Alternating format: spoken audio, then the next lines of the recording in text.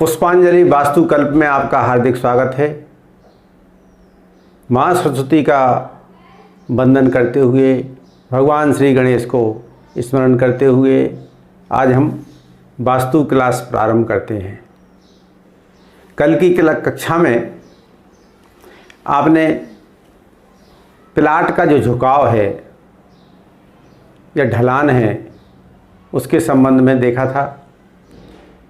वर्तमान में हम लोग प्लाट का चयन कर रहे हैं कि यदि प्लाट खरीदना है तो हमें उसमें क्या क्या देखना चाहिए। तो कल की हमने ढलान देखी कि प्लाट की ढलान हमारे लिए किस तरफ दिशा में रखना चाहिए। उत्तर पूर्व या उत्तर पूर्व का जो कोना है जिसे ईशान कोण बोलते हैं, इस ईशान कोण में रखना चाहिए। लेकिन यदि ऐसा प्लाट नहीं है तो हमने पिछले वीडियो में उस प्लाट को किस प्रकार से ढलान युक्त बनाना है, किस प्रकार से शुभ बनाना है, इसकी विधि बता दी है। अब आज के एपिसोड में हम प्लाट के आकार को लेकर चर्चा करते हैं।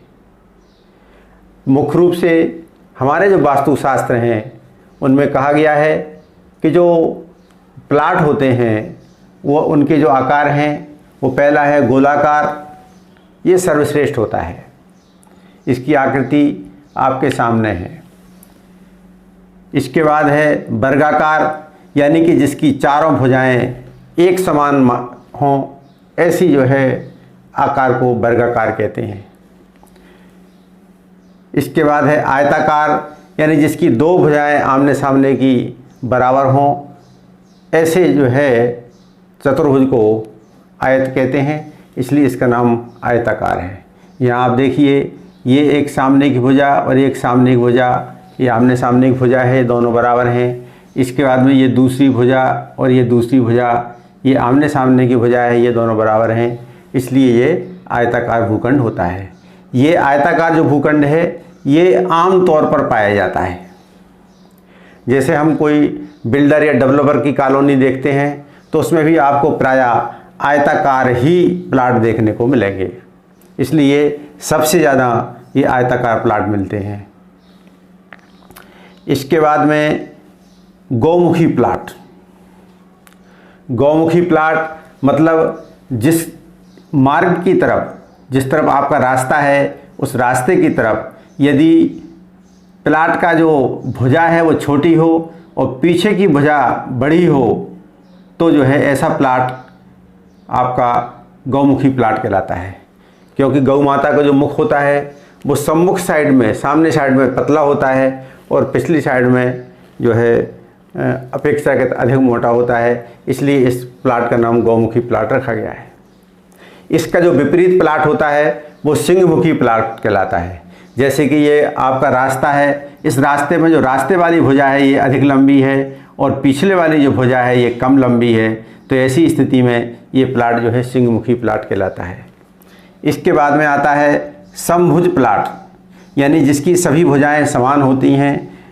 ऐसे जो है भुजा ऐसे जो प्लाट होते हैं इनको समबाहु प्लाट भी बोलते हैं। तो वर्गाकार भी जो होता है वो समबाहु प्लाट है, क्योंकि इसकी चारों भुजाएं समान हैं। इसके अलावा जो है षड्भुज और अष्टभुज, यानी जिसमें 6 भुजाएं बराबर हों, जिसमें 8 भुजाएं बराबर हों, ऐसे जो है सभी समभुज प्लाट या समबाहु प्लाट कहलाते हैं। यहाँ मित्रों याद रखना चाहिए कि जो भी भुजाएं हैं इनकी संख्या सम होना चाहिए। जैसे कि ये चतुर्भुज है, एक षड्भुज हो सकता है 6 भुजाएं हों उनमें, एक जो है अष्टभुज हो सकता है जिसमें 8 भुजाएं हों। इस प्रकार से ये सम संख्या में भुजाएं होना चाहिए। इसमें 6 भुजाएं होंगी तो इसमें जो है ना 8 भुजाएं होंगी।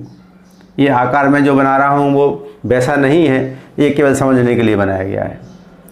लेकिन यदि कहीं 7 भुजाएं हैं, 5 भुजाएं हैं, 9 भुजाएं हैं तो वो प्लाट जो है शुभ नहीं होता है। लेकिन ये जो प्लाट हैं ये भी रेयरेस्ट टू रेयरेस्ट हैं, क्योंकि ऐसे प्लाट कोई बिल्डर तो नहीं काटता है, बल्कि गोलाकार और समभुज जो प्लाट हैं ये प्लाट नहीं होते हैं, बल्कि इनके ऊपर निर्माण होता है। जैसे कि प्राचीन काल के जो मंदिर हैं या मठ हैं या दुर्ग हैं, उनमें जो है आपको गोलाकार और समबाहु आकार के भवन देखने को मिलेंगे। ये भवन आम जनता में नहीं पाए जाते हैं और यथासंभव आम जनता को भी इन आकारों का ग्रहण नहीं करना चाहिए।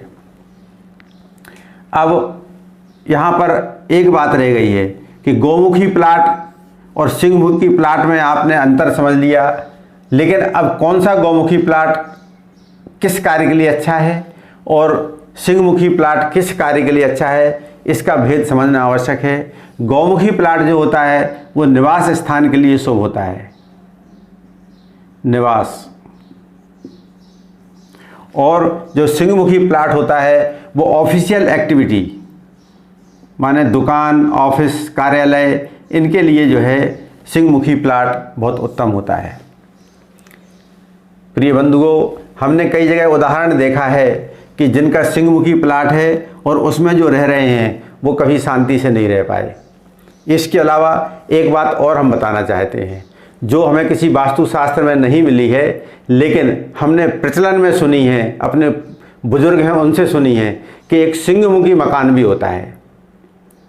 ध्यान करिएगा, एक सिंहमुखी मकान होता है, क्योंकि सिंहमुखी प्लाट की चर्चा चली तो हमें उसका स्मरण होके आ गया। सिंहमुखी मकान क्या होता है? जिस मकान का जो मुख्य दरवाज़ा होता है वहाँ पे 2-3 मंजिल का मकान होता है, उसके ऊपर 2-3 मंजिल बनी रहती हैं, और पिछली साइड में जहाँ पर दरवाज़ा नहीं है वहाँ पर केवल 1 मंजिल मकान होता है। उसका आकार कुछ इस प्रकार से होगा, जैसे कि ये मकान को अपन साइड से देख रहे हैं,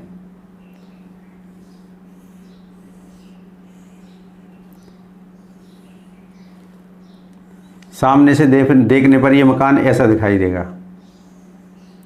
ये इसका मुख्य दरवाज़ा है और ये मुख्य दरवाज़ा यहाँ पर है। साइड से देखने पर ये दरवाज़ा कहाँ पर है? यहाँ पर है, यहाँ से खुल रहा है। ये सामने से देखने पर है और ये बगल से देखने पर है। तो आप सामने से तो समझ नहीं पाएंगे क्योंकि यहाँ पर ये दूसरा मंजिल भी प्रारंभ हो गया, यहाँ भी खिड़की लगी हुई है, यहाँ भी खिड़की लगी हुई है। ठीक है, ये पहली मंजिल है और ये दूसरी मंजिल है। लेकिन साइड से देखने पर आपको इसको ऐसा देखेंगे तो आपको पिछला वाला पोर्शन दिख जाएगा। यहाँ पे आप देखिए, ये दूसरी मंजिल है, ये पहली मंजिल है, ये पहली मंजिल ये है और दूसरी मंजिल ये है। तो यहाँ पर आप देख रहे हैं कि पिछली साइड में केवल एक ही मंजिल मकान बना हुआ है। यह ऐसा मकान भी जो है सिंहमुखी मकान कहलाता है।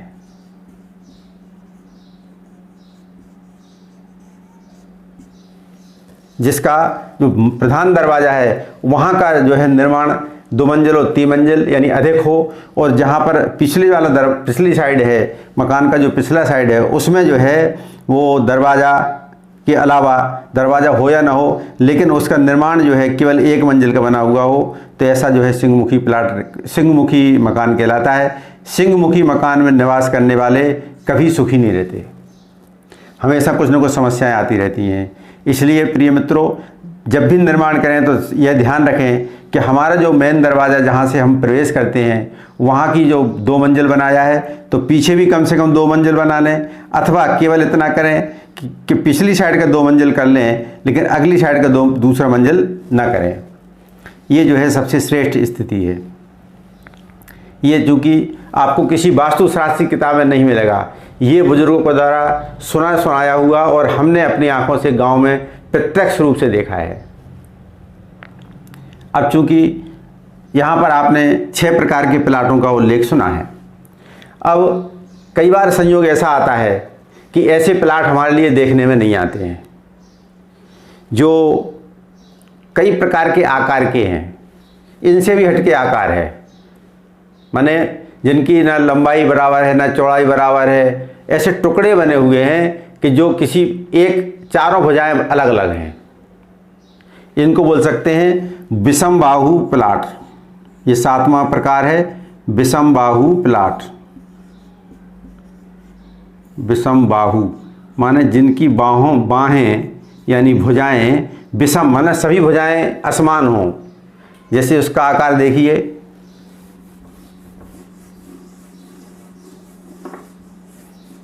ऐसे प्लाटों से भी हमारा पाला पड़ता है कई बार कि मान लो ये रोड है, इस रोड में यहाँ किसी का दूसरे का ऐसा ज़मीन लगी हुई है, उसने बीच में ऐसा मकान बना लिया है। इसके बाद आपके पास यहाँ से ज़मीन आ गई, ये इधर को चली गई और ऐसा ज़मीन है। ये जो है इसकी एक भी भुजा समान नहीं है। अगर इसको सीधा सीधा लेते हैं ऐसे तो एक भुजा ये हो गई, एक भुजा ये हो गई, एक भुजा ये हो गई और एक भुजा ये हो गई। यानी कि इसका जो कुल मिला के आकार ऐसा सामने प्रकट हुआ, इसकी एक भी भुजा समान नहीं है। और जब इसकी एक ही भुजा समान नहीं है, ऐसे प्लाटों से ग्रामीण क्षेत्र में हमारा पाला पड़ता है। शहरों में तो डेवलपर द्वारा अधिकांश आयताकार प्लाट बनाए जाते हैं, लेकिन ग्रामीण अंचल में जब हम रहने जाते हैं तो वहाँ पर हमारे लिए प्रायः इसी प्रकार के प्लाट देखने में आते हैं, अधिकांश इसी प्रकार के प्लाट होते हैं। तो ऐसी स्थिति में जब प्लाट का आकार सही नहीं हो तो हम निर्माण किस प्रकार से करें, यह एक बहुत आवश्यक विषय हो गया है। इसके लिए हम वास्तुशास्त्र का सहारा लेते हुए आगे का वर्णन करते हैं। तो सबसे पहले हम देखते हैं, वर्णन करते हैं कि यदि हमें निवास का प्लाट है और सिंहमुखी मिला है, तो सिंहमुखी निवास के लिए शुभ नहीं है, तो हमें अब क्या करना चाहिए, उस प्लाट को कैसे सुधारें, इसका हम यहाँ पर वास्तुशास्त्र के आधार पर उसका निदान उपाय बताते हैं। उदाहरण के लिए ये रोड है, यहाँ पर ये आपका प्लॉट है।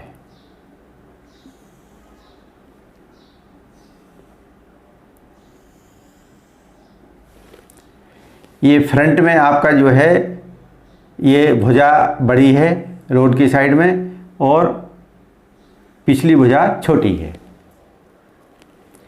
ऐसी स्थिति में चूंकि ये प्लाट रहने के हिसाब से अशुभ है, तो इसके लिए हम क्या करें। इसके लिए हमें जो नियम है वास्तुशास्त्र के कि मकान या तो वर्गाकार होना चाहिए, यानी जिसकी चारों भुजाएं बड़ी बराबर हों, या आयताकार होना चाहिए जिसकी दो भुजाएं आमने सामने के बराबर हों, ऐसा होना चाहिए। तो हम सबसे पहले क्या करेंगे कि जो प्लिंथ है अपनी, उस प्लिंथ को हम जो है इस प्रकार बनाएंगे कि वो वर्गाकार या आयताकार हो। देखिए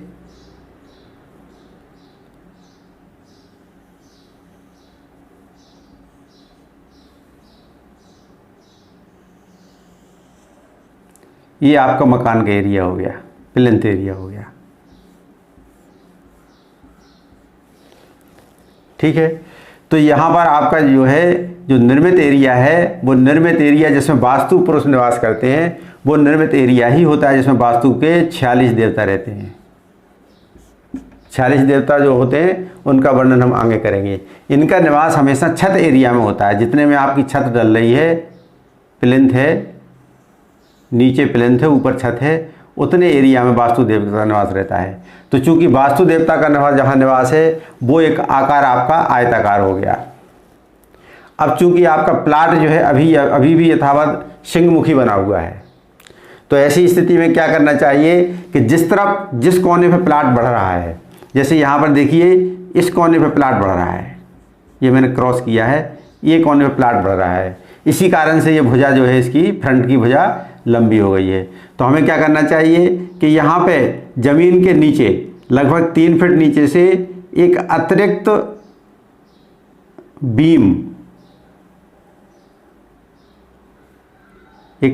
बीम डाल करके और उस पर ज़मीन से लगभग 2 फुट ऊंचे तक या तो बीम को ही उठा के लाएं या बीम के ऊपर ईंट वगैरह लगा करके, ब्रिक्स मैसनरी लगा करके और उसको जो है सेपरेट कर देना चाहिए, ठीक है। इससे क्या होगा कि ये जो नेगेटिव एनर्जी इधर से आ रही है वो नेगेटिव एनर्जी इस बीम के द्वारा रुक जाएगी। आधुनिक वास्तुशास्त्री आजकल इस दिशा में दिशा के हिसाब से वायर डालने की बात भी करते हैं। जैसे कि जो दिशा है उस दिशा के अनुसार वो तार डालते हैं, कि कॉपर का तार डालते हैं या एल्युमिनियम का तार डालते हैं या फिर सोने का, चांदी का, ऐसा वायर डालने की बात करते हैं। तो वायर डालना भी ठीक हो सकता है, लेकिन चूंकि बीम प्राचीन काल की विधि है या नींव जो है वो प्राचीन काल की विधि है और वास्तु हमारा बहुत प्राचीन है। तो इस दृष्टि से जो हमारी नींव है वो वर्तमान में क्या है, बीम है। जो बीम डालते हैं वही नींव है।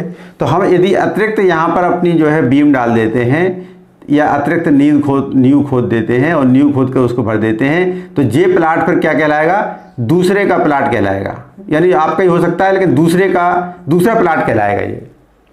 तो इस पे जो है आप खाली इसको छोड़ दें या इस पे आप चाहें तो अपनी कॉमर्शियल एक्टिविटी कर सकते हैं, क्योंकि अब ये जो है क्या हो गया, अब ये सिंहमुखी प्लाट दूसरा बन गया। ये इतना जो पोर्शन है ये सिंहमुखी रह गया। जो प्लाट आपने अलग किया है ये इतना प्लाट आपको सिंहमुखी रह गया। बाकी प्लाट जो आपका है वो वास्तु के अनुसार हो गया। इसका ये सबसे अच्छा निदान है।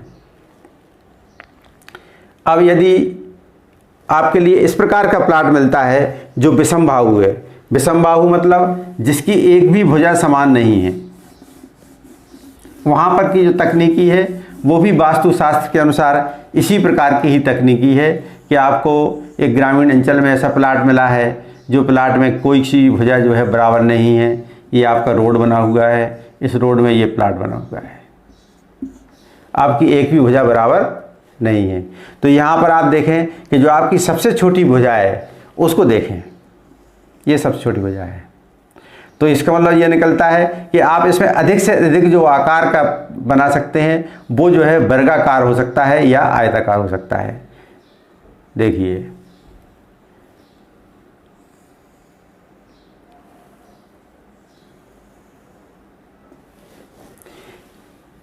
जितना भी निर्माण एरिया है उसका जो कोना है वो 90 अंश का ही होना चाहिए। ये कभी 90 अंश से कम ज़्यादा नहीं हो सकता।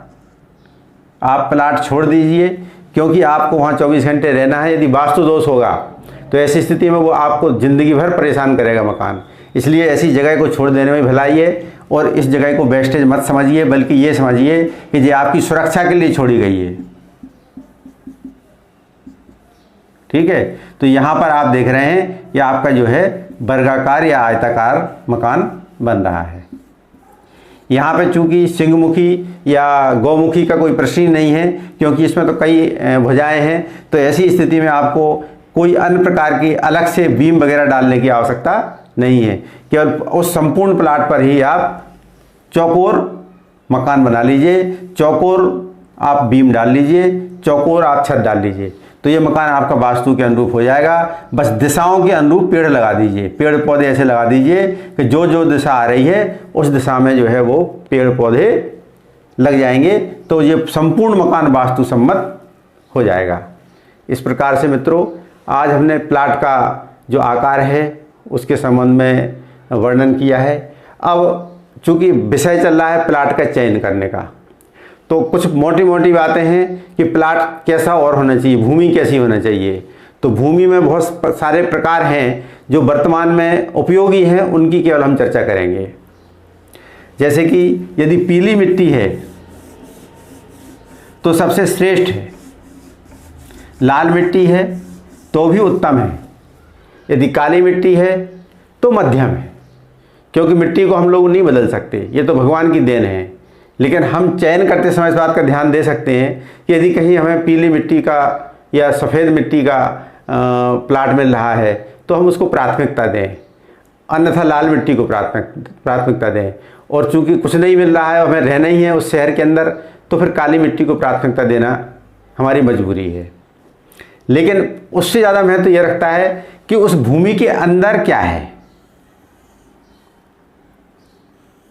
ये जरूर देखना चाहिए। क्या अंदर का मतलब जमीन एकदम ठोस हो। जमीन कैसी हो, ठोस हो। ठोस कैसे पहचान होती है, ठोस पहचान करने के प्राचीन में बहुत सारे तरीके बताए हैं कि आप जो है एक बाई 1 फीट का गड्ढा खोद लीजिए, उसके अंदर पानी भर दीजिए, सवेरे जाके देखिए अगर पूरा सूख गया होगा तो जो है वो प्लाट खराब है। ये इस बात का प्रमाण है कि ज़मीन ठोस है या नहीं है। अगर ज़मीन ठोस नहीं होगी तो पानी जो है वो जल्दी सोख लेगी, और यदि ज़मीन ठोस होगी तो पानी नहीं सोखेगी। ठीक है, तो ये जो तरीके बताए हैं बहुत सारे प्राचीन वास्तुशास्त्र में कि इन तरीक़ों से आप ज्ञात कर लें कि ज़मीन ठोस है कि नहीं है। जैसे ज़मीन को ये बताया गया कि आप ज़मीन को पैर से ठोकर मारें, यदि पैर से उससे गंभीर आवाज़ आती है तो ज़मीन बहुत अच्छी है, यदि भट भट की आवाज़ आती है तो ज़मीन पोली है। तो ये बात भी वहीं ठहर जाती है कि ज़मीन ठोस देख लें। ठीक है, तो ठोस देखने का जो भी तरीका आप अपना सकते हैं वो आप स्वयं देख सकते हैं। इसके अलावा उस ज़मीन में ये भी देखना ज़रूरी है कि उर्वरा शक्ति है या नहीं। उर्वरा शक्ति देखने के लिए प्राचीन काल में ये बताया गया कि आप सप्त धान्य बो दें, 7 प्रकार के धान्य बो दें। अब 7 प्रकार के नहीं मिले तो एक ही प्रकार का बो दें, गेहूँ बो दें, जो भी आपको जब लगे वो दें, और आप देखें कि उसका जो है 1 सप्ताह के अंदर अंकुरण आया कि नहीं आया। जैसे सामान्यतः गेहूं का अंकुरण तीसरे दिन दिखने लगता है, गेहूं का, जवारे का भी तीसरे दिन दिखने लगता है। अब यदि किसी ज़मीन का 1 सप्ताह तक जो है उसमें अंकुरण ही नहीं आया तो मतलब उसमें उर्वरा शक्ति है ही नहीं। तो ऐसी जो ज़मीन है जिसमें उर्वरा शक्ति नहीं है वो ज़मीन रहने योग्य बिल्कुल नहीं हो सकती, क्योंकि हम जब वहाँ वास्तु पूजन करेंगे और वास्तु के लिए ऊर्जा हम जागृत करने का प्रयास करेंगे, तो चूंकि जब ज़मीन में ही ऊर्जा नहीं है तो वो उसका जागरण कहाँ से होगा। क्योंकि वास्तु पूजा क्या है, वास्तु पूजा वास्तव में कोई ऊपर से ऊर्जा अलग से नहीं लाते हैं, उस ज़मीन के अंदर जो ऊर्जा है उसको हम जो है जागृत करते हैं और वो उसको हम उस ऊर्जा से लाभान्वित होने का प्रयास करते हैं। इसलिए वास्तु पूजन का बहुत ज़्यादा महत्व है। तो चूंकि जब ज़मीन में उर्वरा शक्ति नहीं है तो ऐसी स्थिति में क्या होगा कि वो प्लाट हमारे लिए किसी काम का नहीं है। अब ये भी देख लें, अगला बिंदु ये है कि वहाँ पर कोई बामी ना हो। बामी जानते हैं आप लोग, ग्रामीण क्षेत्र की भाषा का शब्द है ये, जहाँ पर जो है दीमक लगी रहती है। जैसे आपने दीमक का लिखा होगा, दीमक का एक ऐसा ढेर बना रहता है, ऐसा, इसके अंदर दीमक निवास करती है। इसको दीमक की बामी बोलते हैं, है ना। इसके अलावा सर्प की बामी ना हो, सांप ना रहता हो। ठीक है, कोई विषैले जो जंतु हैं वो नहीं रहते हों। अब प्राचीन वास्तु में तो हिंसक जानवरों का भी लिखा है, तो आजकल हिंसक जानवर तो बचे नहीं हैं कि जैसे शेर है तो शेर किसी गांव के आसपास तो रहता नहीं है। तो ऐसा भी उल्लेख आया कि जहाँ पर हिंसक जानवर ना रहे हों। हिंसक में क्या है, सियार वगैरह सब हिंसक हैं, सियार है, शेर है, जिनसे मतलब जो है मांसाहारी जीव हैं वो जो है वहाँ नहीं रहते हों। अब चूँकि वर्तमान में ये बात शहरों के लिए तो लागू होती ही नहीं है, क्योंकि शहरों में तो ऐसा कुछ संभावनाएं होती नहीं है। इसके अलावा शहर में एक समस्या और भी है कि बिल्डर प्लाट काटता है। ठीक है, तो हम जब देखने जाते हैं उस समय वो उस प्लाट को लेवलिंग कर चुका होता है और उसके फाउंडेशन भर चुका होता है, ज़मीन को काफ़ी कुछ समतल कर चुका होता है। तो उसके नीचे ज़मीन में बामी थी कि नहीं थी, उसके अंदर दीमक थी कि नहीं थी, ये सब हमें पता नहीं लगता। इसलिए ऐसी स्थिति में भगवान पे छोड़ दो। ठीक है, तो ये आपने देखा कि ज़मीन किस प्रकार की होना चाहिए। इसके अलावा एक और आता है कि ज़मीन की जो गंध है वो कैसी होना चाहिए। अब बस प्रिय मित्रों, गंध क्या है, जहाँ भी कोई नेगेटिव एक्टिविटी होती है वहाँ दुर्गंध आती है, और जहाँ भी कोई पॉजिटिव एक्टिविटी होती है वहाँ सुगंध आती है। तो यदि प्राचीन काल में मान लो 500 साल पहले, 1000 साल पहले, 100 साल पहले, 50 साल पहले वहाँ यदि कोई नेगेटिव एक्टिविटी हो रही थी, मतलब जैसे हिंसक जानवर रह रहा था या बामी थी या कोई विशेष रूप से उल्कापात हुआ था, ऐसी कोई यदि मान लो नेगेटिव एक्टिविटी हुई थी, तो वहाँ पर क्या होगा, गंध की जगह क्या होगा, दुर्गंध, उस मिट्टी में दुर्गंध आएगी।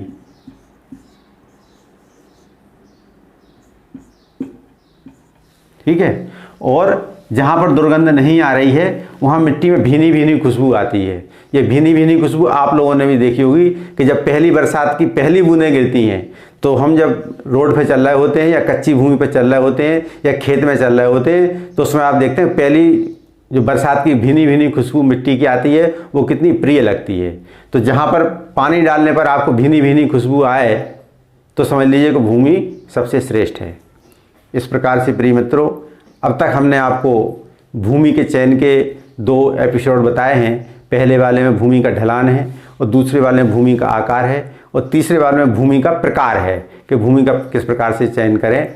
इस प्रकार से यह आप आज का एपिसोड समाप्त होता है और आपको जो भी इसमें बिंदु पूछना हो वो निसंकोच होकर पूछ सकते हैं। और इसके साथ ही नमस्कार, जय राम जी की।